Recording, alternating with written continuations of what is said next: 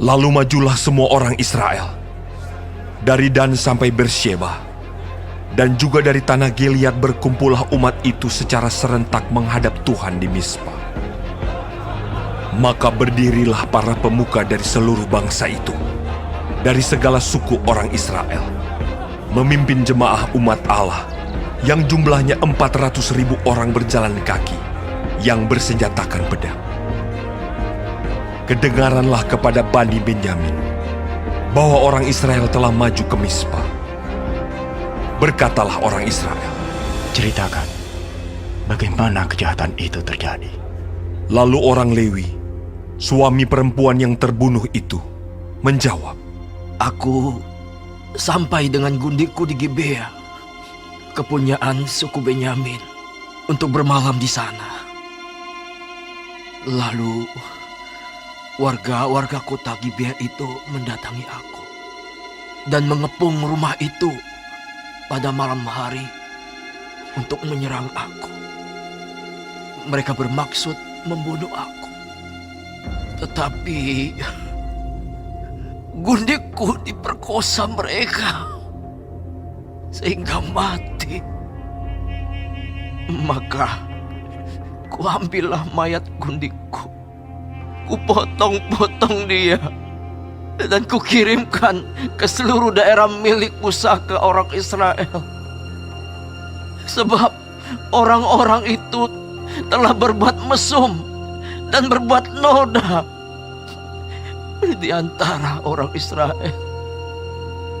Sekarang kamu sekalian, orang Israel, telah ada di sini. Berikanlah di sini pertimbanganmu dan nasihatmu. Kemudian bangunlah seluruh bangsa itu dengan serentak, sambil berkata, Seorang pun daripada kita takkan pergi ke kemahnya. Seorang pun daripada kita takkan pulang ke rumahnya. Inilah yang akan kita lakukan kepada Gibea, memeranginya dengan membuang undi. Kita akan memilih dari seluruh suku Israel 10 orang dari tiap-tiap 100, 100 orang dari tiap-tiap 1.000, 1.000 orang dari tiap-tiap 10.000 untuk mengambil bekal bagi laskar ini, supaya sesudah mereka datang dilakukan kepada Gibea Benyamin setimpal dengan segala perbuatan noda yang telah diperbuat mereka di antara orang Israel. Demikianlah orang Israel berkumpul melawan kota itu. Semuanya bersekutu dengan serentak. Kemudian suku-suku Israel mengirim orang kepada seluruh suku Benyamin dengan pesan, Apa macam kejahatan yang terjadi di antara kamu itu? Maka sekarang serahkanlah orang-orang itu, yakni orang-orang Dursila yang di Gibea itu, supaya kami menghukum mati mereka, dan dengan demikian menghapuskan yang jahat itu dari antara orang Israel.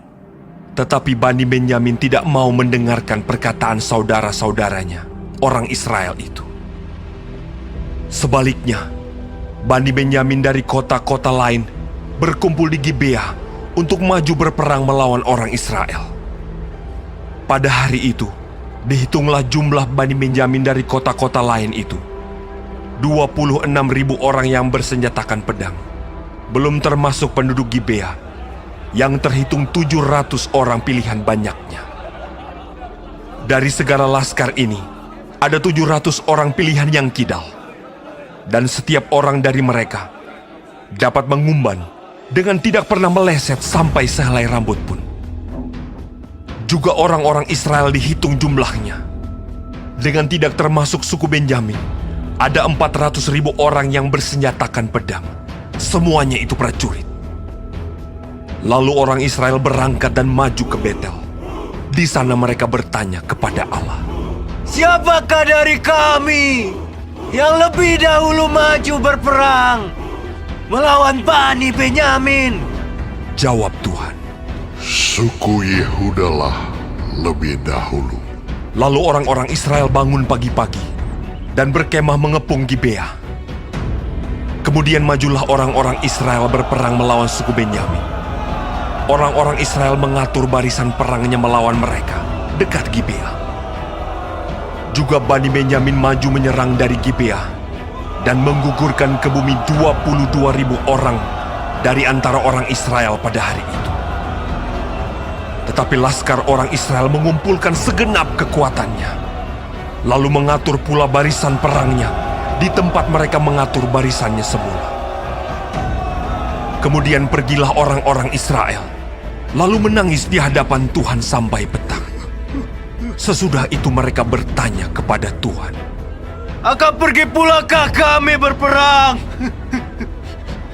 melawan Bani Benyamin,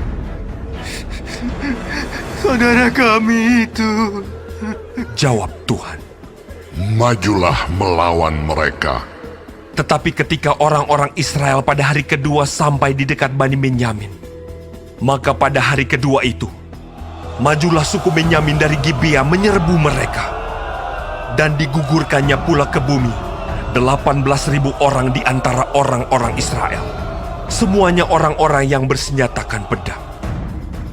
Kemudian pergilah semua orang Israel, yakni seluruh bangsa itu, lalu sampai di Betel. Di sana mereka tinggal menangis di hadapan Tuhan, berpuasa sampai senja pada hari itu, dan mempersembahkan korban bakaran dan korban keselamatan di hadapan Tuhan. Dan orang-orang Israel bertanya kepada Tuhan. Pada waktu itu, ada di sana tabut perjanjian Allah. Dan Pinehas bin Eleazar bin Harun menjadi imam Allah pada waktu itu. Kata mereka, Haruskah kami maju sekali lagi untuk berperang melawan Bani Benyamin saudara kami itu? Atau haruskah kami hentikan itu? jawab Tuhan, Majulah, sebab besok aku akan menyerahkan mereka ke dalam tanganmu. Lalu orang Israel menempatkan penghadang-penghadang sekeliling Gibea. Pada hari ketiga, majulah orang-orang Israel melawan Bani Benyamin dan mengatur barisannya melawan Gibea seperti yang sudah-sudah. Maka majulah Bani Benyamin menyerbu laskar itu. Mereka terpancing dari kota, dan seperti yang sudah-sudah, mereka mulai menyerang laskar itu pada kedua jalan raya. Yang satu menuju ke Betel, dan yang lain ke Gibea melalui padang. Sehingga terbunuh beberapa orang, kira-kira 30 orang di antara orang Israel. Maka kata Bani Benyamin, Orang-orang itu telah terpukul kalah oleh kita seperti semula. tetapi orang-orang Israel telah bermufakat lebih dahulu. Marilah kita lari dan memancing mereka dari kota ke jalan-jalan raya. Jadi orang Israel bangun dari tempatnya dan mengatur barisannya di Baal Tamar. Sedang orang Israel yang menghadang itu tiba-tiba keluar dari tempatnya, yakni tempat terbuka dekat Geba, dan sampai di depan Gibea. Sebanyak 10.000 orang pilihan dari seluruh Israel. Pertempuran itu dahsyat, tetapi Bani Benyamin tidak tahu bahwa malapetaka datang menimpa mereka. Tuhan membuat suku Benyamin terpukul kalah oleh orang Israel. Dan pada hari itu, orang-orang Israel memusnahkan dari antara suku Benyamin 25.100 orang. Semuanya orang-orang yang bersenjatakan pedang. Bani Benyamin melihat bahwa mereka telah terpukul kalah. Sementara orang-orang Israel agak mundur di depan suku Benyamin, sebab mereka mempercayai penghadang-penghadang yang ditempatkan mereka untuk menyerang Gibea. Maka segeralah penghadang-penghadang itu menyerbu Gibea. Mereka bergerak maju dan memukul seluruh kota itu dengan mata pedang. Tetapi orang-orang Israel telah bermufakat dengan penghadang-penghadang itu untuk menaikkan gumpalan asap tebal dari kota itu. Ketika orang-orang Israel mundur dalam pertempuran itu, maka suku Benyamin mulai menyerang orang Israel, sehingga terbunuh kira-kira 30 orang, karena pikir mereka, Tentulah orang-orang itu terpukul kalah sama sekali oleh kita, seperti dalam pertempuran yang dahulu. Tetapi pada waktu itu, mulailah gumpalan asap naik dari kota itu, seperti tiang asap, suku Benyamin menoleh ke belakang, dan tampaklah kota itu seluruhnya terbakar. Apinya naik ke langit. Lagi pula orang-orang Israel maju lagi. Maka gemetarlah orang-orang Benyamin itu, sebab mereka melihat bahwa malapetaka datang menimpa mereka. Jadi, larilah mereka dari depan orang-orang Israel itu ke arah padang gurun. Tetapi pertempuran itu tidak dapat dihindari mereka. Lalu orang-orang dari kota-kota menghabisi mereka di tengah-tengahnya. Mereka mengepung suku Benyamin itu, mengejarnya dengan tak henti-hentinya, dan melandanya sampai di depan Gibea di sebelah timur. Dari Bani Benyamin ada tewas 18.000 orang. Semuanya orang-orang gagah perkasa. Yang lain berpaling lari ke padang gurun, ke bukit batu Rimon. Tetapi di jalan-jalan raya masih diadakan penyabitan susulan di antara mereka. 5.000 orang. Mereka diburu sampai ke Gideon dan dipukul mati 2.000 orang dari mereka. Maka yang tewas dari suku Benyamin pada hari itu seluruhnya berjumlah 25.000 orang yang bersenjatakan pedang. Semuanya orang-orang gagah perkasa.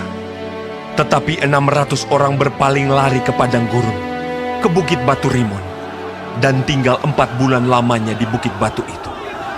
Tetapi orang-orang Israel kembali kepada Bani Benyamin dan memukul mereka dengan mata pedang, baik manusia, baik hewan, dan segala sesuatu yang terdapat di sana. Juga segala kota yang terdapat di sana mereka musnahkan dengan api.